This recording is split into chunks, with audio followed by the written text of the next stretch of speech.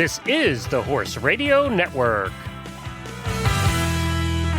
This is episode 1124 of Horse Tip Daily, your almost everyday morsel of helpful hints, useful facts, and practical techniques for horse folks.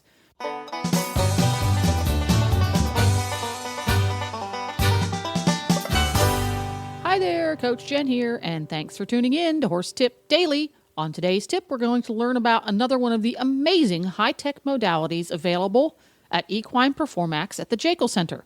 This time, Dr. Mark Wooten talks about the Hallmarq standing MRI. And I'm so pleased to welcome to the show Dr. Mark Wooten of Equine Performax Veterinary and Rehabilitation Therapy Services at the Jaeckle Center near Nashville, Tennessee. And he's going to be here talking about the Hallmarq standing equine MRI. Great to be with you.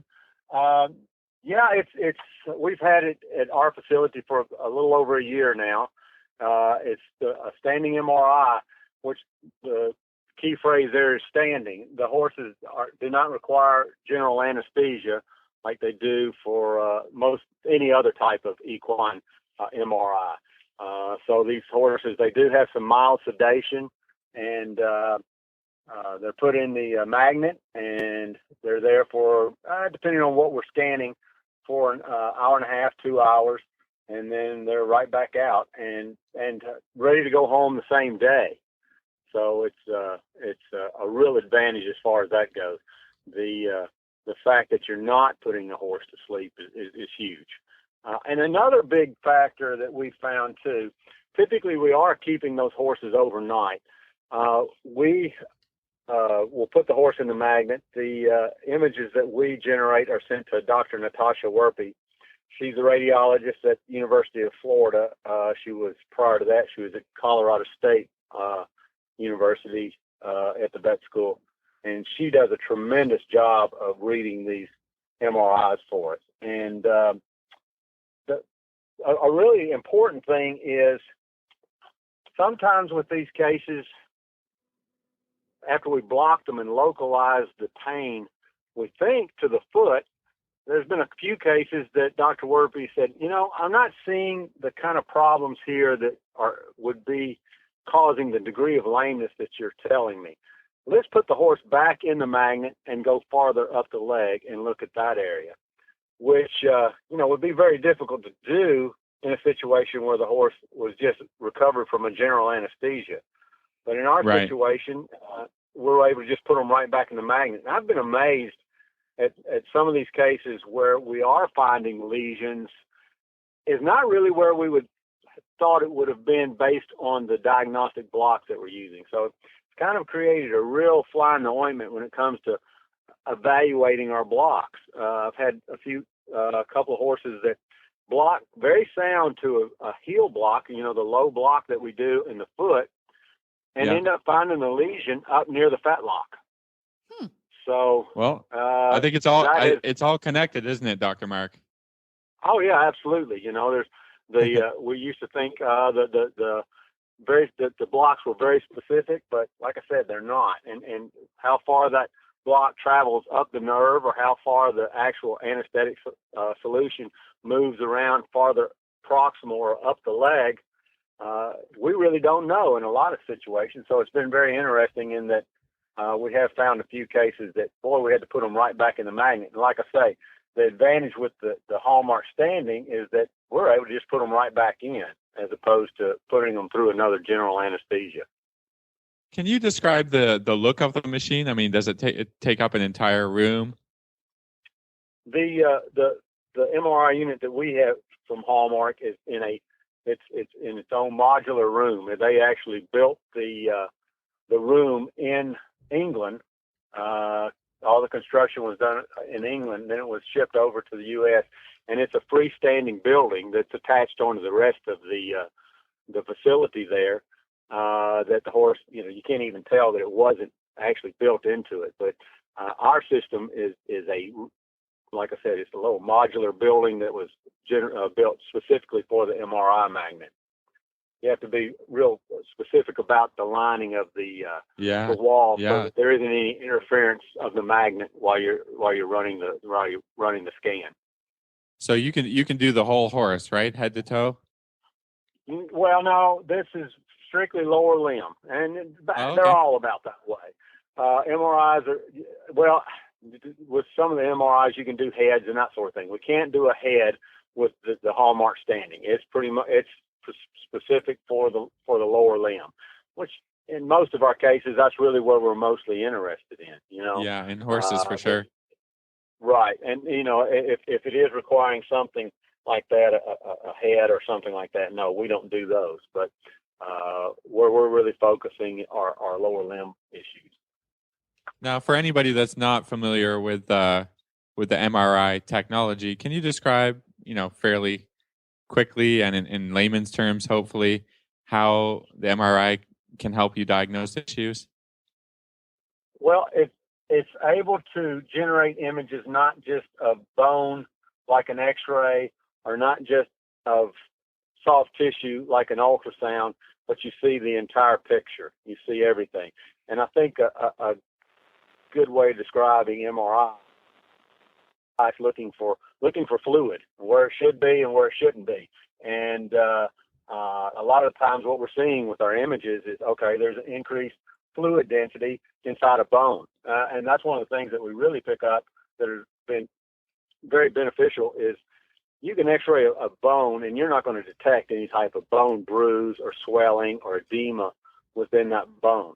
But the MRI will actually pick up that, because you're getting a physiological image of what's going on in the structure rather than necessarily just a structural image. I hope that makes sense. But like I said, it's looking for fluid. Generally you're looking for the edema that is a consequence of some sort of structural damage, correct? Correct. Exactly. And you're not going to pick that up in a bone with an X-ray. And there's a lot of things that with the ultrasound we can pick up a lot with it. But I think the sensitivity of the MRI is so much greater than what we're getting with the ultrasound image. And there are certain parts, particularly in the feet. I think that's where most often veterinarians are really looking for help in aiding in a diagnosis of what's going on with a particular horse, is what's going on in the feet, because all we have is X-ray, and we can't really, and there's so many potential soft tissue injuries inside the foot that we can't ultrasound that area. Well, we have a limited area that we can ultrasound, very small, whereas the MRI will give us all those structures that we have no other way of seeing other than MRI. Now, traditionally, the drawback of doing an MRI is the general anesthesia. Not all horses are great, to put them under anesthesia. So the standing one is a great benefit. Exactly. I think that we were when Teresa brought us into her facility. One of the things she asked is, I want to have everything that there's possible to have.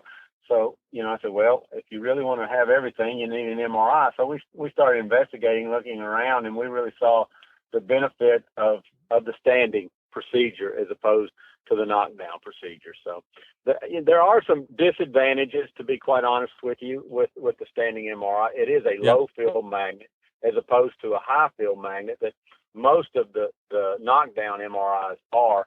And so there is a bit more image quality and a few things that they're going to see a little better, but I kind of equate it to, okay, you're looking at a regular television or you're looking at a high resolution television. You're going to see the same picture, maybe just a little prettier picture, but other than that, I think the advantages of the not going through a general anesthesia are so much that that's why we decided to go with the Hallmarq MRI. And over the years, they have really done a great job of perfecting their MRI and their images. They've done a tremendous job of that. Initially, some of the images weren't that great, and there was concern about the least little bit of motion. If anybody's ever had an MRI, you know how still they want you to be when you're in the magnet. Where they've developed their software where they can weed out some of those problems from the slightest little motion, and it's not a problem anymore. So the images that we're getting from the Hallmarq standing MRI are really good. Now, are there any other drawbacks to an MRI for somebody who doesn't have experience with it? I mean, it's not. I think no machine is the be all end all in diagnosis. So maybe you want to talk a little Right. bit about some complications or issues if there are any. Well, I don't know that we've had any real complications. I'll be honest with you. You get so much information back as a veterinarian. I'm going, okay, let me try and correlate all this with what I'm seeing, and I think we're still trying to. Okay, we see this, and is this something that is just kind of goes along with a performance animal that's worked hard, and how much of it is interpreting our results, how much of this is really something that is clinically significant and causing our problems, and how much of this is just the wear and tear that you'll see with any athlete. It was interesting with the meeting with the Hallmarq folks. The man who started the company was telling us that he used to be in human MRIs, and the company that he was with did a lot in England with the soccer teams, evaluating the soccer players prior to signing them to a team. And he said they got used to seeing a lot of stuff in those soccer players that they just kind of overlooked. And he also said it was interesting. Yeah. Some of those teams actually wanted to see players that had wear and tear and issues that were continuing to play, as opposed to some guy that was perfectly normal and had nothing, because they didn't know how he would respond if he ever was injured. So I thought, well, that's pretty interesting that, they wanted to see, just what kind of pain tolerance an individual had. And we see that with some of our horses. I mean, we look at x-rays on some horses and go, oh my gosh, how is he ever performing? And they continue to go right on. And you look at other horses, and of course you don't really see anything. And that's where a big benefit with MRI. I've seen a few horses that navicular shots and that sort of thing look perfectly normal. And on the MRI, the bone was very swollen, very edematous, and in a lot of pain. So without that, we wouldn't know really what was going on in that. So it's really been a huge plus. Yeah, I'm glad that you brought that up, because it is. I mean, the more information you have, the better. But then you have to decide. I think the term you used was great. Was clinical significance of what you're looking at, right? Because you can go in there and find a whole lot more problems than what you were really looking for. And as a veterinarian, how do you go about that? Determining what information is useful and what is not after you do the MRI. I'll be quite honest with you, Philip.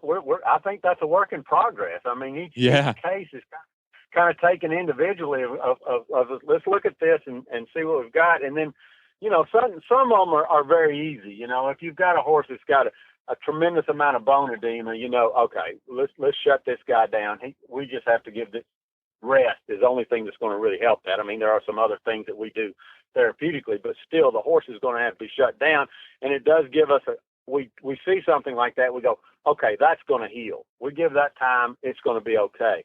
Other things we see, like maybe some collateral ligament injuries around the coffin joint there, where there's a lot of bone lysis and loss of bone density around that attachment. Those guys don't do so good. We just seem to have problems with those guys coming back. So a big factor in MRI is actually giving us prognosis. Do we have any type of injury here that, boy, these guys can come back, and that sort of thing. So I think we're still working our way through that. There's certain things, like I saw we had a horse the other day that had a severe adhesion of the deep flexor tendon to the navicular bone. And that doesn't carry a very good prognosis for us, to be quite honest with you. And it's hard to tell the owner that, oh, yeah, we do this and everything's going to be fine. So I think that's where we're really starting to develop a database of, okay, this is an injury that carries a good prognosis with, some healing, some therapy that we can do, or this is a type of injury that we probably are going to have some chronic issues with. And that horse's future is maybe in question. But it sounds like it's just, the more information. Yeah, the more that you get, the more experience you have with the machine, the more diagnoses that you do, the better you get at it. I think that's part of being a veterinarian. Exactly. So I was interested in your answer to that question. Yeah, it was. It's one of those kind of cases you find this, you go, maybe don't want to keep going around this circle trying to treat this horse, because this probably isn't ever going to get fully resolved. It's just going to be a chronic issue for its entire life. And you're able to find that kind of information with the MRI as opposed to what we were able to do with our previous imaging modality. So it's a work in progress, and it's still a learning thing, but it's been a real plus, and I think in the years to come, it's going to become more and more something that we rely on. And I think in a lot of places, with the upper level horses, it's actually even being used as a tool in pre-purchase exam also. Right. So Dr. Mark, can we talk a little bit about the cost of using the MRI or getting your horse in to have an MRI done? Yeah, our fee is for specific areas $2,300. That's for the first one. Now on repeats, it goes down from there. I think the first repeat is $1,900, second repeat is $1,600. So it's really nice to be able to, get that reduction in price and reevaluate these horses to see how our healing's going. And it's also been really nice. We're kind of starting to correlate it with our other therapeutic modality. We try and get these horses back moving as quickly as possible after injury, and we're using them in the treadmill and that sort of thing. And it's been really nice to see, we've got them in treadmill. They seem to be doing okay with it. Let's rescan it and see if we're actually doing any structural damage to it. So far, those horses have actually continued to improve in spite of, not just setting them in the stall like we did in the past, but actually getting them back into some type of physical rehabilitation. Well, for sure, it's going to help your ability to like you said, speed up the healing and just do the best things for the horses if you can continue to evaluate how they're doing and how they're healing or not healing, and you can adjust your program, and the whole thing just gets better and better, doesn't it? Yes, it does. Exactly. It's another great tool, and as many tools as we can have in the box, the better off we're going to be. And this is proving to be an excellent tool for determining those horses that we really think that we can rehabilitate and bring back, and also not beating our head against the wall on a horse that probably has some injuries that we're not going to get him back to the level of work and that sort of thing. Well, there's certainly nothing more frustrating for a competitor than chasing their tail around for 6 months or a year trying to figure out why the horse is having an issue. And this sounds like a very, very useful tool for not just diagnosing, but also tracking the progression towards getting back to work. So I would like to thank you again, Dr. Mark Wooten from Equine Performax Veterinary and Rehabilitation Therapy Services. That's a real mouthful over there at the Jaeckle Center. Well, there you have it. Go to horsetipdaily.com for links to today's guests. The Horse Radio Network and the Horse Radio Network